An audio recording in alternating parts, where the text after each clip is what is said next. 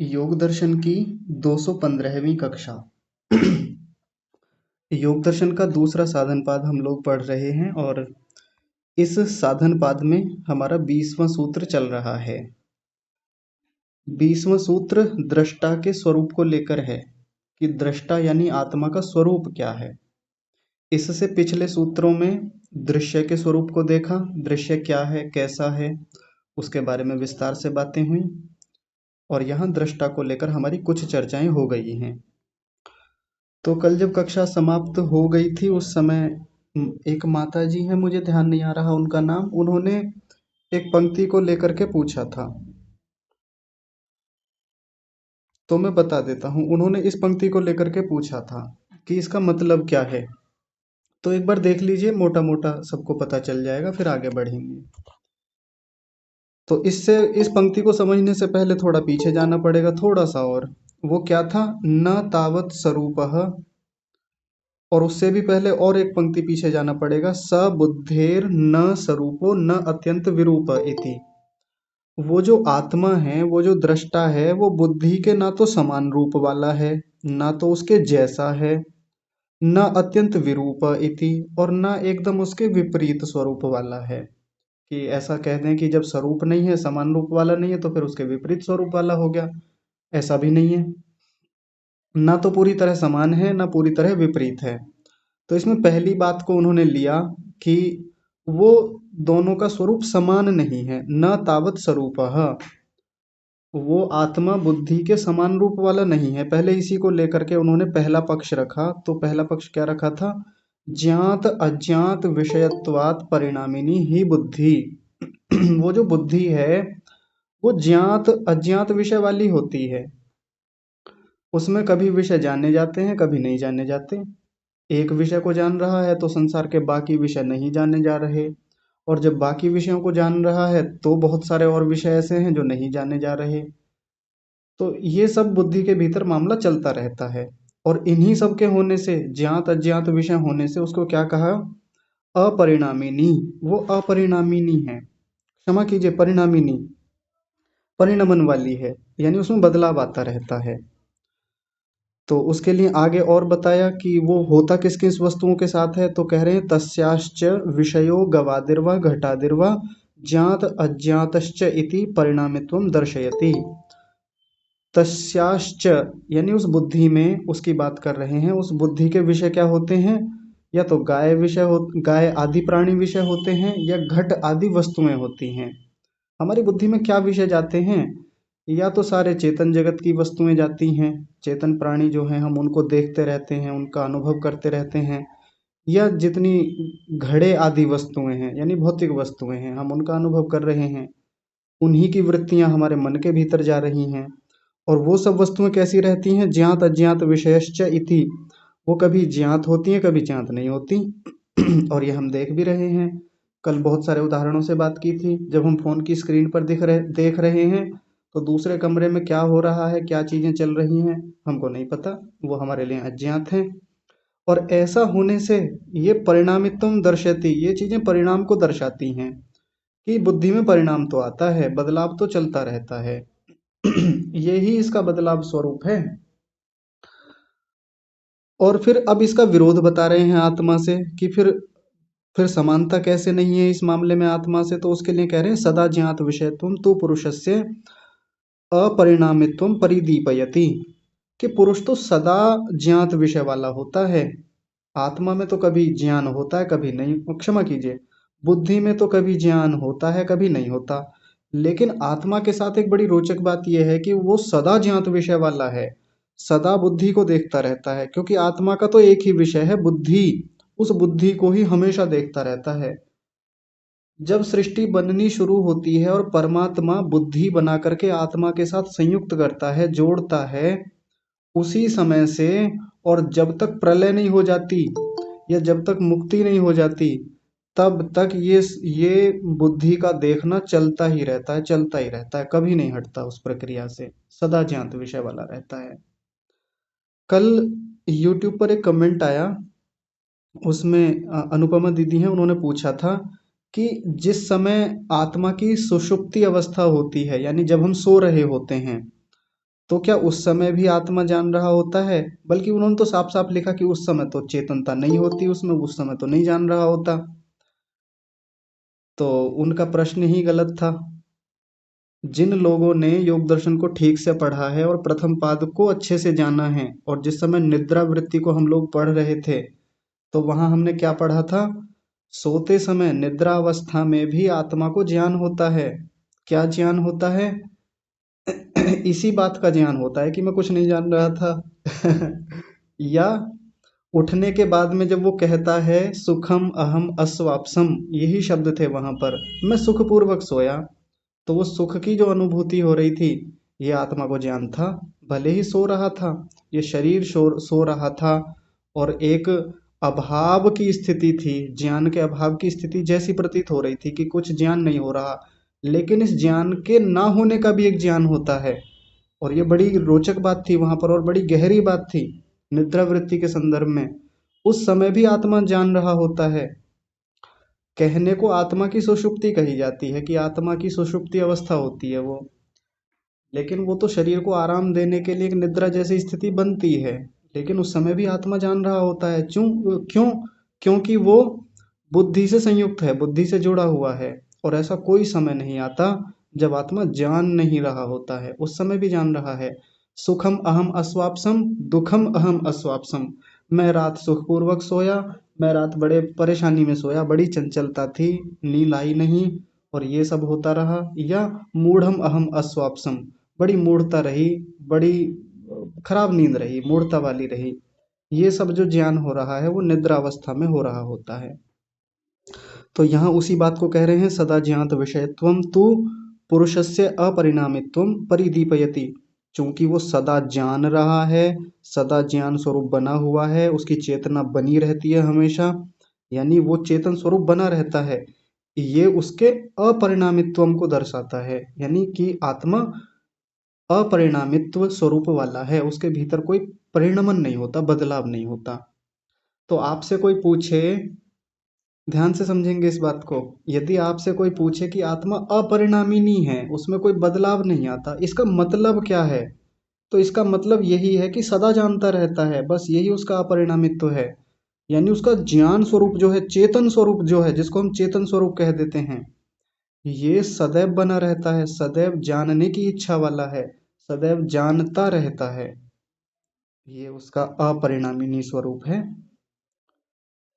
आगे फिर इसी बात को खोल रहे हैं प्रश्न के माध्यम से, अकस्मात क्यों, ऐसा क्यों? तो कह रहे हैं न ही बुद्धिश्च नाम पुरुष विषयश्च स्यात् ग्रहित अग्रहित च इति। बुद्धिश्च नाम पुरुष विषयश्च, वो पुरुष का जो विषय बुद्धि नामक है, यानी पुरुष का जो विषय होता है, क्या होता है? बुद्धि।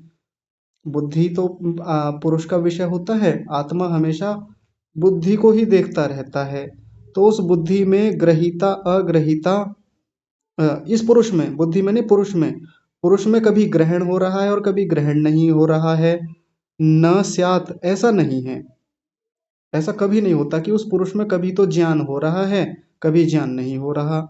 इति सिद्धम, यह इस बात को सिद्ध करता है कि पुरुषस्य सदा ज्ञात विषयत्वम, कि पुरुष सदा ज्ञात विषय वाला है, पुरुष सदा जानता रहता है।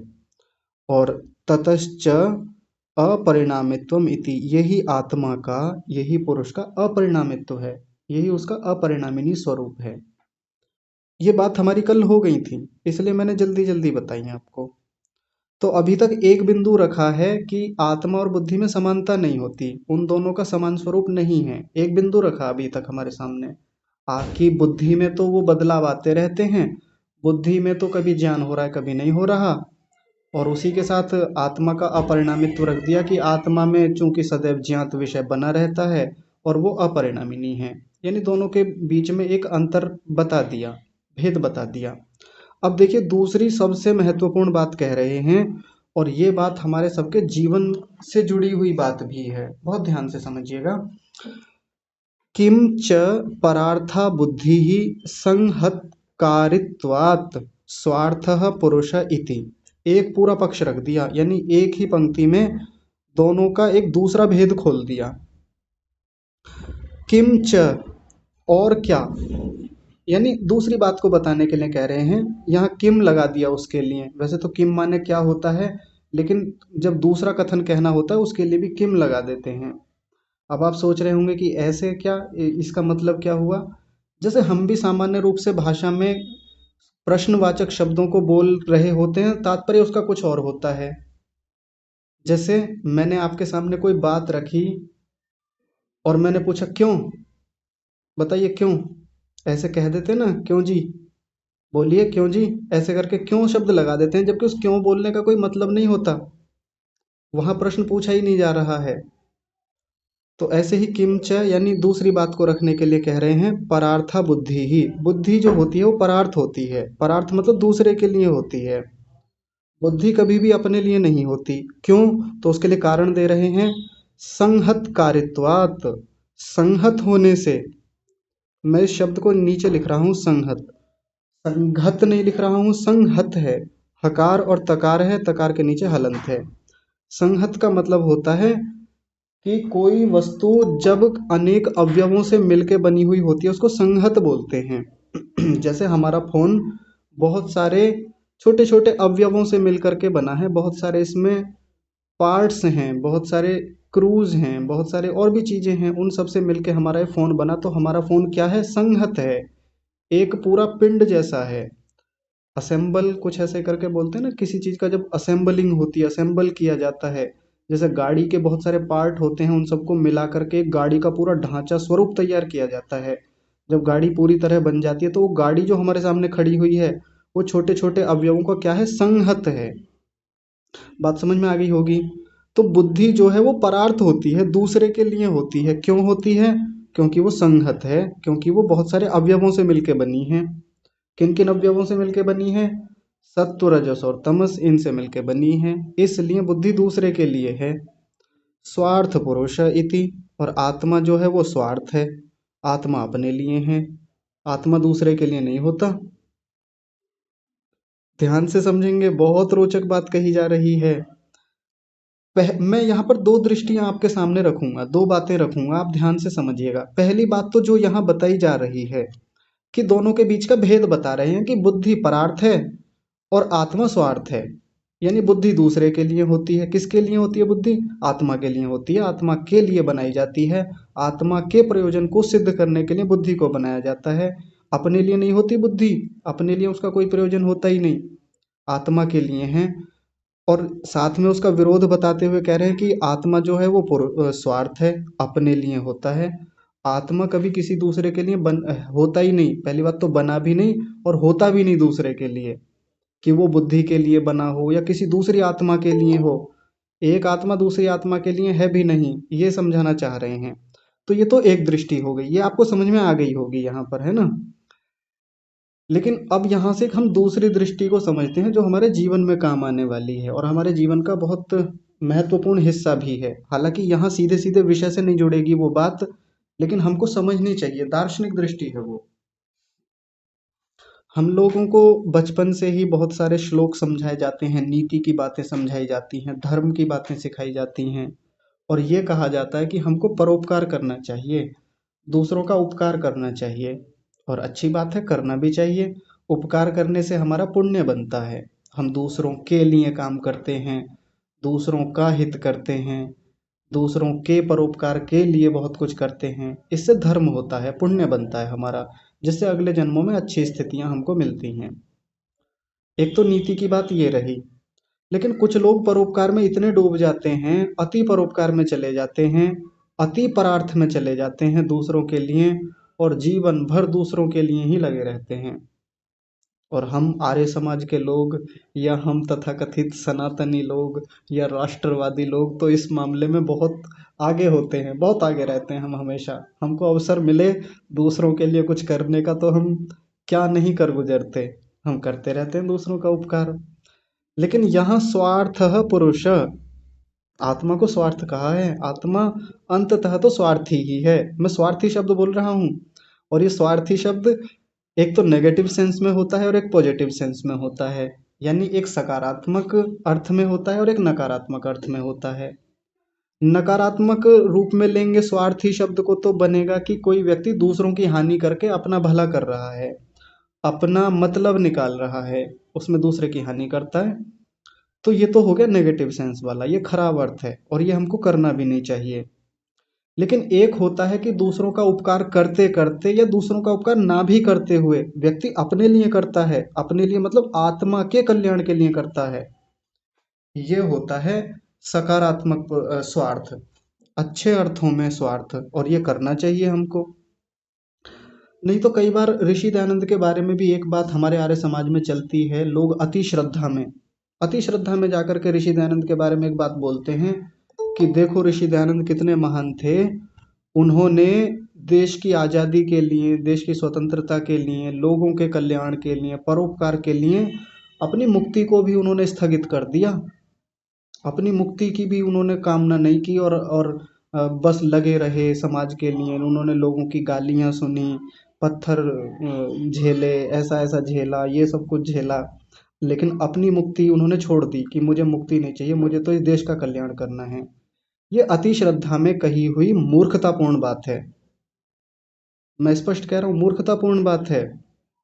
ऋषि कोटि का व्यक्ति जो जीवन के सब संदर्भों को समझ चुका है, जिसका महान वैराग्य है, उच्चतम कोटि का वैराग्य है, जिस व्यक्ति का, जिसका अनेक जन्मों का पुरुषार्थ है, वो अपनी मुक्ति को छोड़ देगा? वो इतनी ऊंची कोटि का व्यक्ति, ऋषि दयानंद का हर प्रयास, हर उनका उपक्रम, हर पुरुषार्थ, हर कर्म उनका अपनी मुक्ति के लिए है। और ऋषि दयानंद छोड़िए, हर व्यक्ति का अपने लिए ही होता है। अंततः तो हर व्यक्ति स्वार्थी है, स्वार्थ है। कुछ लोगों का निंदित गलत स्वार्थ होता है, कुछ लोगों का अच्छा स्वार्थ होता है, और कुछ लोगों का अति स्वार्थ होता है। अति स्वार्थ पर भी अभी बात करेंगे। तो कोई योगी कोटि का व्यक्ति, ऋषि कोटि का व्यक्ति अपनी मुक्ति को कैसे छोड़ देगा? 18 घंटे की समाधि लगाने का हम दावा करते हैं कि वो 18 घंटे की समाधि लगाते थे, तो वो किसके लिए लगाते थे? जीव जंतुओं के लिए लगाते थे या देश की आज़ादी के लिए समाधि लगाते थे? इतना ध्यान, तपस्या, साधना, पुरुषार्थ इतना किसके लिए था वो? क्या मुक्ति को टालने के लिए था? कि ना, उन्होंने अपनी मुक्ति को स्थगित कर दिया था। पता नहीं हम कहाँ से ऐसी बातें लेकर के आते हैं, और आर्य समाज में बड़े मंचों से ये बातें बोली जाती हैं। अपनी मुक्ति के लिए ऋषि दयानंद ने हमेशा प्रयास किया। मुक्ति हुई नहीं हुई ये हमारा विषय नहीं है, और ना हम जान सकते कि किसी व्यक्ति की मुक्ति हुई होगी, किसकी नहीं हुई होगी। लेकिन ऋषि के पूरे जीवन को उठा करके देखें, जितना महानतम उनका पुरुषार्थ रहा, वो व्यक्ति निश्चित रूप से मुक्ति के लिए हर समय लगे रहे। हाँ, मुक्ति प्राप्ति की प्रक्रिया में जो जो उनके लिए कल्याण के कार्य आते रहे, पुरुषार्थ के कार्य आते रहे, परोपकार के कार्य आते रहे, उपकार के कार्य आते रहे, या राष्ट्र हित के कार्य आते रहे, वेद उद्धार के कार्य आते रहे, समाज कल्याण के कार्य आते रहे, समाज सुधार के कार्य आते रहे, वो उन्होंने किए। लेकिन साइड में किए, वो साइड में, जैसे हम कोई मुख्य कार्य कर रहे होते, साइड बिजनेस जैसा कुछ होता है। हाँ जी, मेरा मुख्य बिजनेस ये है और साइड में ये भी मेरा चलता रहता है, ऐसा था। तो मुक्ति टाल दी थी, मुक्ति को स्थगित कर दिया था, ऐसा नहीं है। ऋषि दयानंद ने ये सब चीजें निश्चित रूप से पढ़ी होंगी, और वो जानते हैं कि जीवन एक ही है, हमेशा नहीं मिलता इतना महत्वपूर्ण जीवन।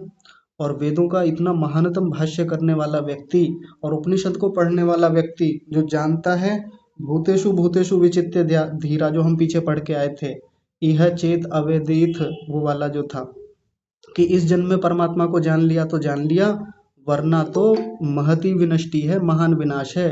क्या ऋषि दयानंद ने ये नहीं पढ़ा होगा? उसको पढ़ के भी उन्होंने अपने लिए ही मुख्य रूप से पुरुषार्थ किया, अपने लिए किया उन्होंने। और ये कोई गलत बात नहीं होती अपने लिए करना, अपने लिए मतलब आत्मा की उन्नति के लिए करना। और जब व्यक्ति आत्मा की उन्नति के लिए कोई कार्य करता है, तो परोपकार तो अपने आप होता चला जाता है।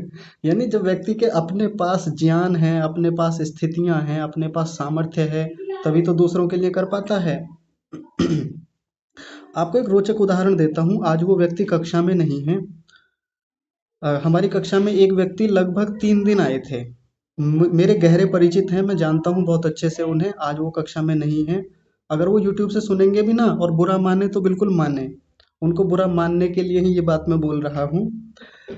तो उनकी एक शैली है, वो मेडिकल स्टोर करते हैं, और उनका पूरा दिन का काम क्या है, मेडिकल स्टोर पे ज़्यादा उतना काम तो होता नहीं, जब ग्राहक आएंगे और दवाई लेने आएंगे तो दी जाएगी, इतने समय में क्या करें। तो फिर फ़ोन हाथ में रहता है व्यक्ति के, फिर लोगों से बहस होती है उनकी, कभी इस विधर्मी से उलझ रहे हैं, कभी उससे उलझ रहे हैं, कभी इसके प्रश्नों के उत्तर दे रहे हैं। तो मुझको बताते रहते हैं कि भ्राता जी, आज एक बौद्धिस्ट से मेरी बहुत बहस हुई, 3 घंटे तक 4 घंटे तक मैंने उसको जम के झाड़ा, बहुत ये किया वो किया।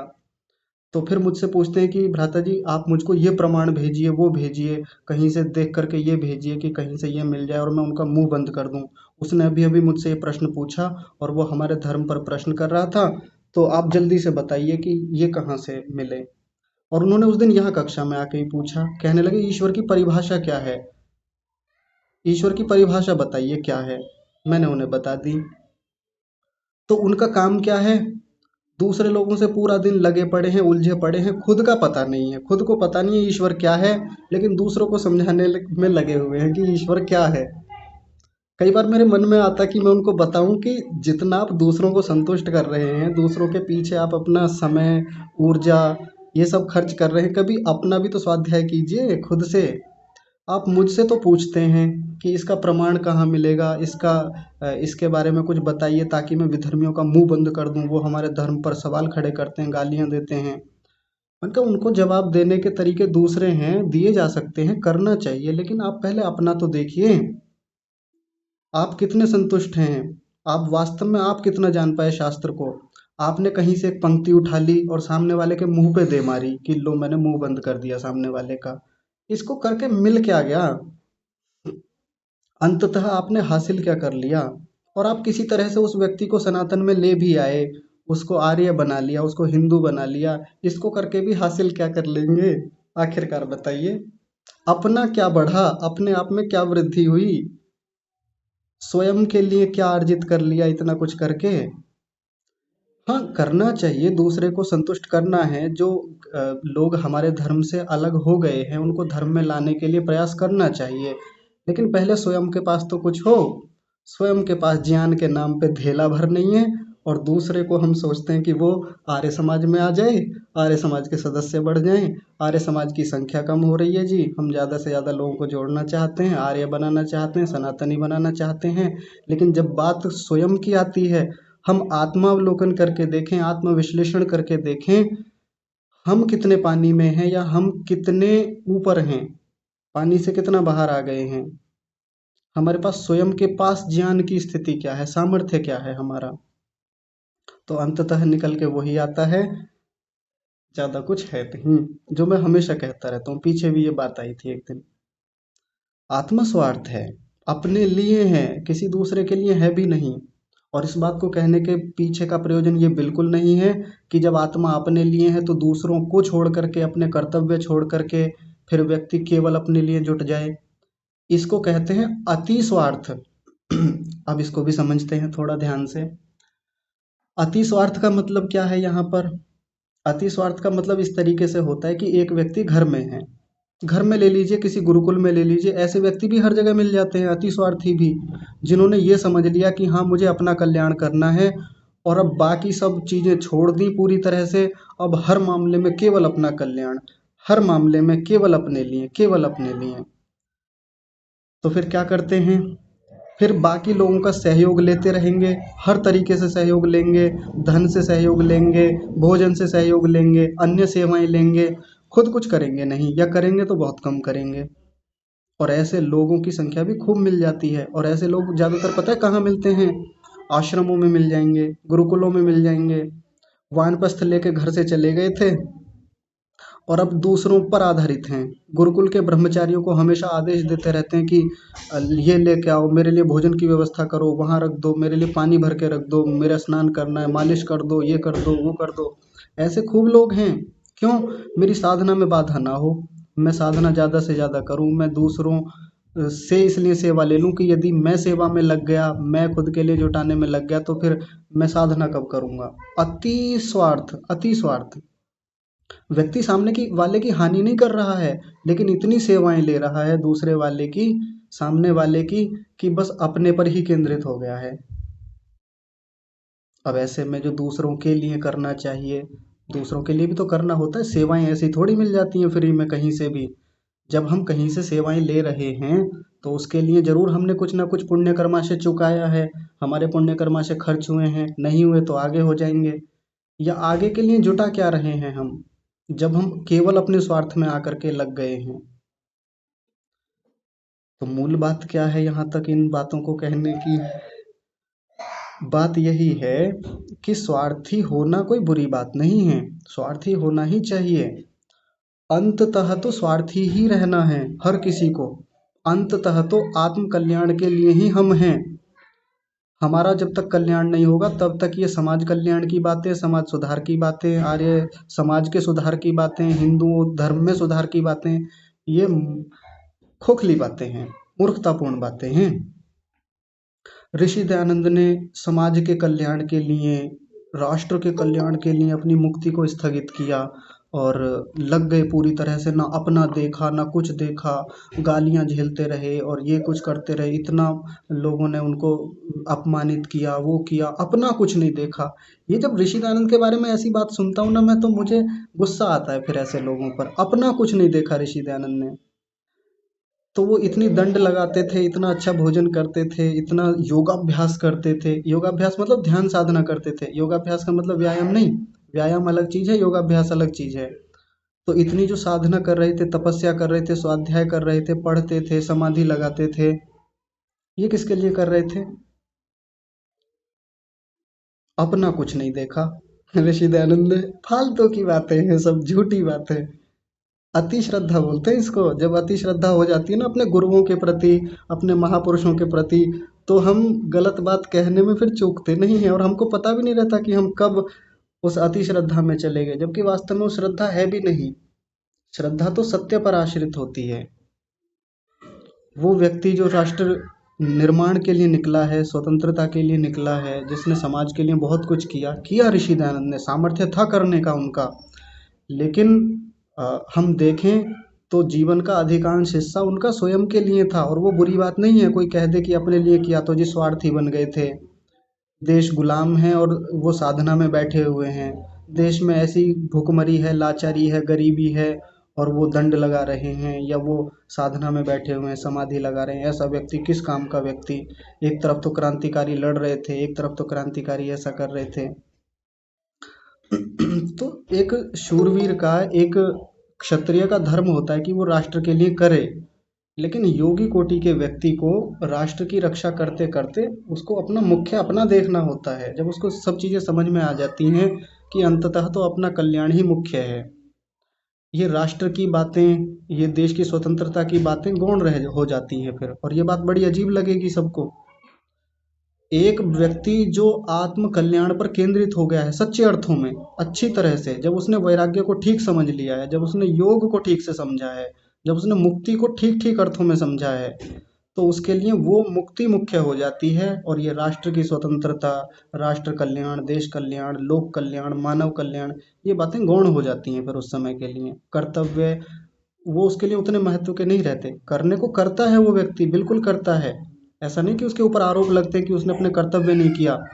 ऐसे तो फिर योगियों पर खूब लगे हैं ऐसे झूठे आरोप भी। अपना घर छोड़ के आ गए थे, माता पिता के प्रति कर्तव्य नहीं किया, या जितना समाज को करना चाहिए था उतना नहीं किया, कंदराओं में बैठ के तपस्या करते रहे। ये आरोप तो लगते रहे हैं और लगते रहेंगे, ऐसे ही लगेंगे। लेकिन ये बुरी बात नहीं है कि व्यक्ति उधर से हट करके अपनी साधना पे लगा।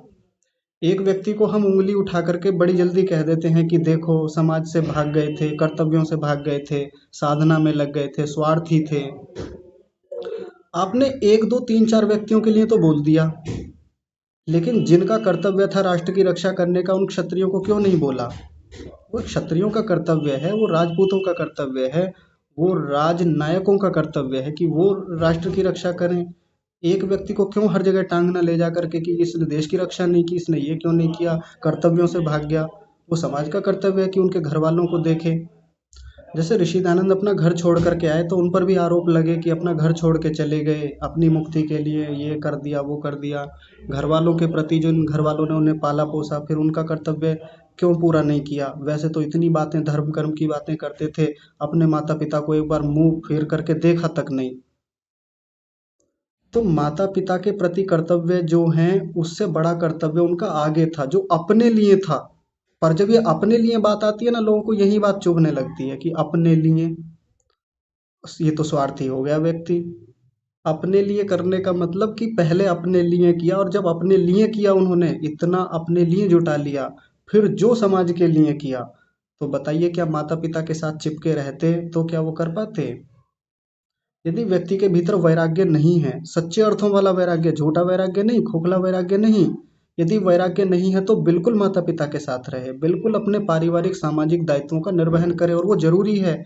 अगर बिना वैराग्य के घर छोड़ता है और बिना वैराग्य के लिए कर्तव्यों से हटता है तो ये बात निंदित है, और ऐसे व्यक्ति को आरोप पर आरोप लगने ही चाहिए। लेकिन जिसका वास्तविक वैराग्य है, फिर उसके साथ ये नियम लागू नहीं होते कि उसने अपने माता पिता की सेवा क्यों नहीं की, माता पिता के बूढ़े माता पिता थे उनको एक बार देखा तक नहीं, या देश गुलाम था, देश ऐसा था जी, देश में ये समस्याएं थी वो क्यों नहीं की। ये सब बातें फिर गौण है। मुख्य है स्वार्थ। स्वार्थ यानी सच्चा स्वार्थ, अच्छा स्वार्थ, जो आत्मा के कल्याण वाला स्वार्थ है, वो करना चाहिए व्यक्ति को, उस पे जाकर टिक जाए। लेकिन शर्त वही रहती है, वास्तविक वैराग्य हो, वास्तव में आत्म कल्याण के लिए हो। फिर केवल इस चीज के लिए नहीं कि बस गए हैं, कर्तव्यों को छोड़ गए हैं, या बस शरीर की पुष्टि के लिए लगे हुए हैं, ऐसा नहीं। आत्मा का कल्याण वास्तव में हो, साधना वास्तव में हो फिर उस व्यक्ति की, ये है स्वार्थ। अब ये जितनी बातें मैंने बोली हैं, ये बातें उपदेश तो है नहीं, है ना? ऐसा भी नहीं है कि ये प्रवचन है। हालांकि प्रक्रिया तो प्रवचन की ही है, उपदेश की ही है।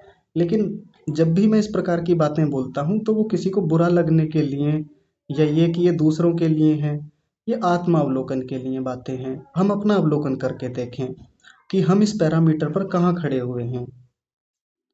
हम स्वयं के बारे में देखें कि हम स्वार्थ सिद्धि में कहाँ तक हैं। हमारे भीतर किस स्तर का स्वार्थ है? निंदित वाला स्वार्थ है? क्या हम सब कुछ छोड़ करके दूसरों की हानि करके अपना तो स्वार्थ सिद्ध नहीं कर रहे हैं?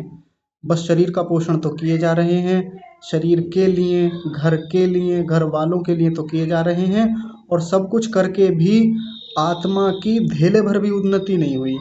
धेले भर भी मतलब लेश मात्र भी उन्नति नहीं हो पा रही है। जीवन का इतना समय खराब कर लिया और स्वार्थ सिद्ध हुआ ही नहीं।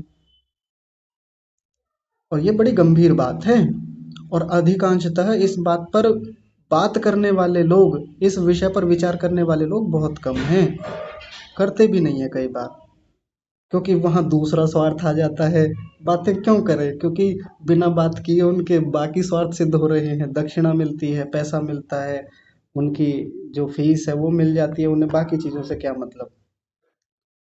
लेकिन अप, अपना कल्याण तो हो, दिखे तो वो कल्याण होता हुआ, आत्मा बढ़ता दिखे।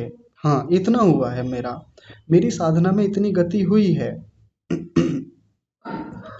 क्या हमको महसूस होता है ऐसा कि हाँ हमारी इतनी उन्नति हुई है? अब इसका कोई ऐसे सीधे सीधे कोई मीटर तो होता नहीं, या कोई यंत्र तो होता नहीं कि उससे नाप लें कि इतनी उन्नति हो गई। जैसे छोटा बच्चा होता है, उसकी जो लंबाई है इतने सेंटीमीटर है, हाँ बढ़ता दिख जाता है 1 2 3 4 सालों में कि हाँ इतना बढ़ गया, अब इतना बढ़ गया, अब इतने सेंटीमीटर का, इतने फुट का हो गया है, इतने इंच का हो गया है। वो एक दिख जाता है बढ़ता हुआ।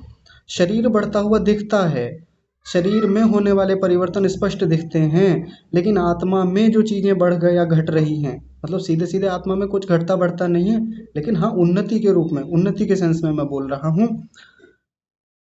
उन्नति के सेंस में अंततः आत्मा में हुआ क्या हमारे, क्या हमने कभी इसका अवलोकन करके देखा? और देखते हैं, ऐसी बात नहीं है कि नहीं देखा। देखिए, मैं थोड़ा सा सहायता कर देता हूँ आपकी, मैं थोड़ा सा कुछ बिंदु रख देता हूँ ताकि आपने जो किया है उसकी पुष्टि कर लेंगे, नहीं किया तो आगे कर लेंगे। जैसे मान लीजिए कक्षा में कोई व्यक्ति है, 60 वर्ष उनकी आयु है, बहुत सारे लोग हैं 60 वर्ष के। तो 60 वर्ष में आकर के व्यक्ति एक बार पीछे को मुड़ करके देखता है अपने जीवन को, कि मैंने इतने साल सर्विस की, मैंने इतने साल नौकरी की, बिजनेस किया, या जो भी किया मैंने, तो इतना तो पैसा कमाया, इतना परिवार के लिए लगाया, इतना दान में दे दिया था, वहां दिया, और अंततः इतना मेरे पास बचा। ऐसे एक आंकड़ा व्यक्ति देखता है मोटा मोटा। ये भी देखता है कि हाँ मैंने अपने बच्चों की शादी कर दी, मैंने पोते पोतियों की भी कर दी, और इतना मैं अब निवृत्त हो गया, अब मैं अपने लिए लगूंगा। इतना मोटा मोटा देखता है व्यक्ति। थोड़ा और जो गंभीर चिंतक व्यक्ति होते हैं 60 वर्ष की आयु में आते हुए, वो पीछे का और एक बार मुड़ करके देखते हैं। कैसे देखते हैं कि जिस समय मैं बालक था, जिस समय मैं किशोरावस्था की ओर बढ़ रहा था, तो उस समय मेरा चीज़ों के प्रति बड़ा राग होता था। मैं छोटे से खिलौने के लिए बड़ा झगड़ जाता था। मेरी गेंद कोई ले ले, मेरी कोई पेंसिल कलम कुछ ले ले, तो मैं लड़ जाता था, मैं लड़ाई करने लगता था, और चीज़ों से बड़ी जल्दी आसक्ति मेरी हो जाती थी। लेकिन जैसे जैसे बड़ा होता गया, वो आसक्ति खिलौनों वाली तो कम होती चली गई, अब आसक्ति दूसरी तरफ बढ़ गई किशोरावस्था में। अब साइकिल, मोटरसाइकिल, इन सब के प्रति मेरी आसक्ति बढ़ी, दोस्तों में आसक्ति बढ़ी, दोस्तों से बात ना हो, दोस्तों के साथ खेलने ना निकलूं, तो वहाँ मामला खराब हो जाता था मेरा, मैं गुस्से में आ जाता था, घर वाले घर से नहीं जाने देते थे, है ना। व्यक्ति अवलोकन करता है इस तरीके से। फिर थोड़ा और बड़ा हुआ, युवा हुआ, तो फिर आसक्ति दूसरे में होती है, अपोजिट जेंडर्स में, कि हाँ देखो एक बार वहाँ मेरी आसक्ति हो गई थी, पत्नी में आसक्ति है, उस लड़की के साथ, उस लड़के के साथ, वहाँ ये हुआ मेरे साथ, वैसा हुआ। ऐसा व्यक्ति सोचता ही है, और मैं कहाँ बहक गया था, कहाँ मैं गिरा, कहाँ मेरे साथ ये हो गया था। लेकिन देखो आज जब मैं 60 साल का हो गया हूँ, तो अब नहीं है वो आसक्ति। एक बार को पैसे में बहुत थी, धन में बहुत थी, यहाँ घूम लूँ, वहाँ घूम लूँ, ये खा लूँ, वो खा लूँ, अब नहीं है। अब मन नहीं करता इन सब चीज़ों के लिए। अब वो यार दोस्तों में बैठने का, मस्ती करने का, या यहाँ घूम लो, वहाँ चले जाओ, ये पैसा, इतना पैसा मिल जाए, वहाँ से आ जाए, अब नहीं मन होता। अब बस मन ये है कि ठहर जाएं, अब सहज रहें, अब थोड़ा जीवन को शांति के साथ जी लें। बहुत भागदौड़ हो गई जीवन में, शरीर दूसरों के लिए बहुत खपा लिया, लगा लिया, शरीर खराब कर लिया। अब कम से कम ये शरीर कुछ साल और चल जाए, बीमारियां ना आए, ठीक है, इतना इतना अच्छे से चल जाए। ये व्यक्ति अवलोकन करता है। अवलोकन किस बात का कर रहा है? अंततः तो भीतर की स्थितियों का ही कर रहा है।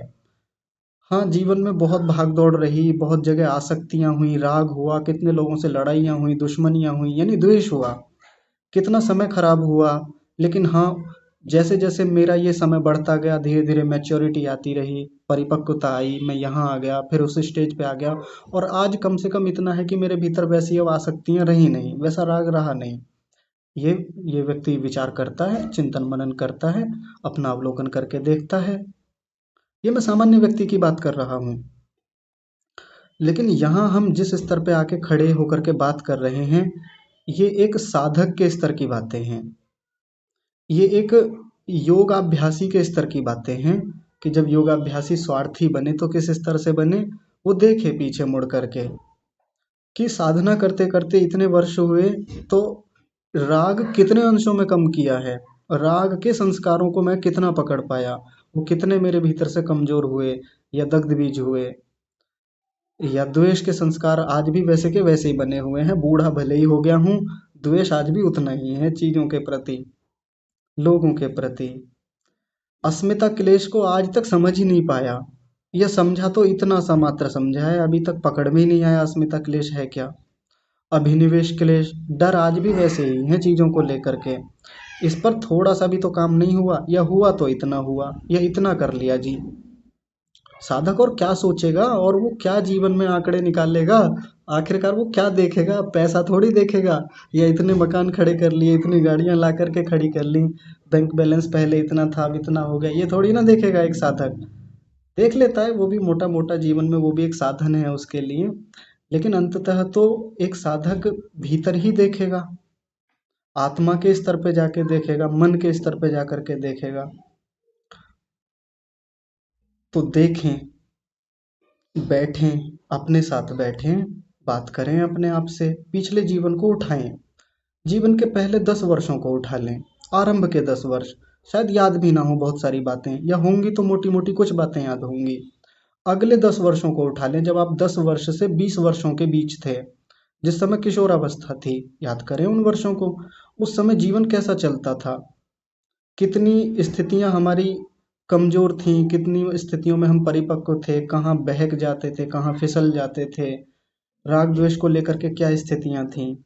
धीरे धीरे कहाँ से सिद्धांत मिलने शुरू शुरू हुए, परिवार से मिले, समाज से मिले, आचार्यों गुरुओं से मिले, युवावस्था में देखें, फिर अगले 20 से 30 वर्षों को देखें, जिनमें विवाह हुआ, गृहस्थ में गए, अनुभव नए नए मिले, नया व्यक्ति हमसे जुड़ा, हमारा पति या हमारी पत्नी, बच्चे आए साथ में, उनके साथ राग हुआ, मोह हुआ, और एक मूवमेंट वो वाला जब संतान उत्पत्ति होती है, किसी भी व्यक्ति के जीवन में सबसे बड़ा पल वो होता है खुशी का। उस समय राग की स्थिति क्या रही थी और आज राग की स्थिति क्या है, यानी प्रेजेंट से कंपेयर करके देखना, वर्तमान स्थितियों से तुलना करके देखना। हाँ, उस समय राग तो था बच्चों से, सच में था राग, पत्नी से बहुत राग था, पति से बहुत राग था जी, या मायके से बहुत राग रहा। अब मायके के प्रति अब वो राग नहीं है, अपनी माँ पिताजी के प्रति अब वैसा नहीं रहा। गुरुजी के प्रति बड़ा राग हो गया था, गुरुजी हर समय गुरुजी रहता था। अब नहीं है, गुरुजी का सम्मान वैसा ही है, लेकिन अब कम से कम राग नहीं है अब वर्तमान में। फिर ऐसा वहाँ पहुँचा, फिर इस स्टेज पे पहुँचा, फिर 30 से 40 वर्षों के बीच का देखें, 40 से 50 का देखें, 50 से 60, ये जिसकी जितनी आयु है उस अनुसार एक बार अवलोकन करके देखें। ये तो देखना ही होता है हमको, और देखना चाहिए, तो फिर पता चलेगा कि हम वास्तव में स्वार्थी हैं या नहीं हैं, निंदित अर्थों वाले स्वार्थी हैं, वास्तविक सच्चे अर्थों वाले स्वार्थी हैं, या अति स्वार्थी हैं। हमने दूसरों की इतनी सेवाएं तो नहीं ले ली कि दूसरों की हम हानि करते रहे, अपने कर्माशय खराब करते रहे, और अंततः हमारा स्वार्थ सिद्ध हुआ ही नहीं उन सब से। दूसरों की इतनी सेवाएं लेता है व्यक्ति कई बार कि वास्तव में जिस स्वार्थ की सिद्धि के लिए गया था कि साधना करूंगा, मौन रहूंगा, स्वाध्याय करता रहूंगा, और दूसरों की सेवाएं लेते लेते स्थिति ऐसी आती है, जिस स्वार्थ को सिद्ध करना चाहता था ना, उसकी सिद्धि तो बहुत दूर की बात हो जाती है, उल्टा हानि ही करता है, उससे कर्माशय खराब कर लेता है, संस्कार खराब करता है अपने। तो देखना है, इस पर विचार करना है हम सबको अपने लिए, और कर्तव्यों से भागना नहीं है। जब तक गृहस्थ में है, जब तक पूर्ण रूप से वैराग्य नहीं होता, तो परिवार के प्रति, समाज के प्रति, संतानों के प्रति, माता पिता के प्रति, राष्ट्र के प्रति जो कर्तव्य हैं, निष्ठापूर्वक पूरी तन्मयता से, सामर्थ्य से करना ही चाहिए, बुरी बात नहीं है। इससे अंततः हमारा ही स्वार्थ सिद्ध होना है इससे भी, लेकिन पहले अपना। मैं तो हमेशा कहता हूँ पहले अपना। वो एक गाना आपने शायद सुना होगा, आप सब लोग तो बड़े हैं, वो पहले चलता था, पहले आप, पहले आप, ऐसे करके आता था वो, शायद आपने सुना होगा। तो पहले आप नहीं, पहले मैं, पहले मैं, और ये बुरी बात नहीं है पहले मैं वाली जो बात है, हाँ उसमें दूसरे का बुरा ना हो, दूसरे की हानि ना हो, तो पहले आप नहीं, पहले मैं, ऐसा होना चाहिए। साधना के क्षेत्र की बात है ये। चलिए, तो आज खूब सारी बातें हो गई, अब बाकी विषय को हम कल देखेंगे, आज का इतना ही रखते हैं। सभी का जुड़े रहने के लिए बहुत धन्यवाद। आज की कक्षा को यहीं विराम। आप सभी को सादर प्रणाम।